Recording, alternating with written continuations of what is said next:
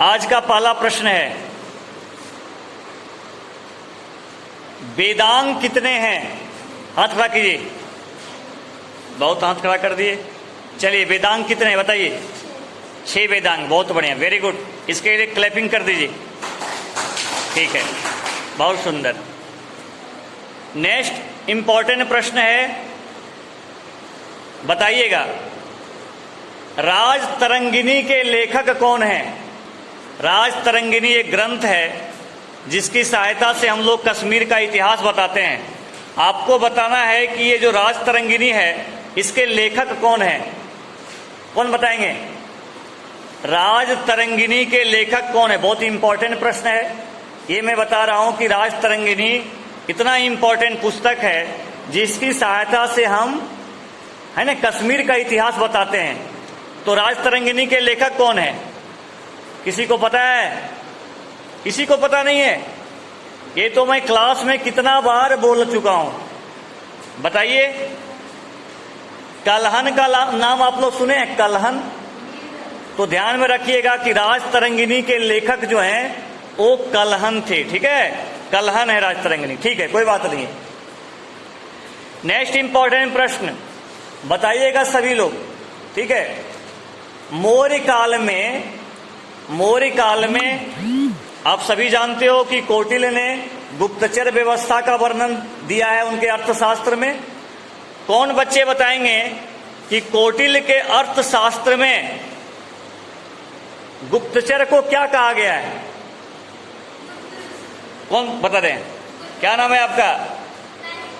Nahid Praveen. Very good. इसके लिए इनके लिए क्लैपिंग कीजिए। बहुत सुंदर है ना। गुड प्रूफ क्या कहा गया है? Good proof. बहुत सुंदर, बहुत बढ़िया, वेरी गुड। बहुत इजी प्रश्न। देखता हूं मैं इस प्रश्न का जवाब कौन सबसे पहले देते हैं। आप लोग को बताना है कि जैसा कि हम सभी जानते हैं कि इतिहास के पिता हेरोडोटस हैं। सभी जानते हैं ना? पता है कि नहीं? इतना आप लोग सभी हिस्ट्री के स्टूडेंट हैं, सभी को पता है कि हिस्ट्री के फादर जो हैं वो हेरोडोटस है ना। तो आपको बताना है कि हेरोडोटस जो थे वो कहाँ के नागरिक थे, कहाँ के रहने वाले थे हेरोडोटस? हाथ खड़ा कीजिए। हेरोडोटस जो थे वो कहाँ के निवासी थे? सोचिए, बहुत इंपॉर्टेंट प्रश्न है। हेरोडोटस के बारे में हम लोग जानते हैं, तो आपको बताना यह है कि हेरोडोटस जो थे वो कहाँ के निवासी थे। आप लोग, मुझे लग रहा है कि इधर प्रैक्टिस छोड़ दिए।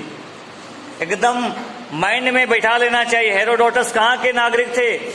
चलिए मैं आपको ऑप्शन देता हूं, ऑप्शन से पकड़ लीजिए। Option number A Bharat, option number B Yunan, option number C Rome, option number D Britain. बताइए। वाह, ऑप्शन का आया कि आप लोग जवाब सही है, यूनान।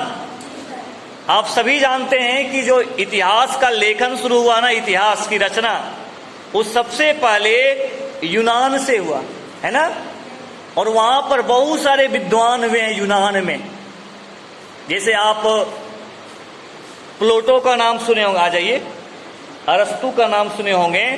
ठीक है, आप जो है ना हेरोडोटस का नाम सुने हैं। किनका है? ओके, ठीक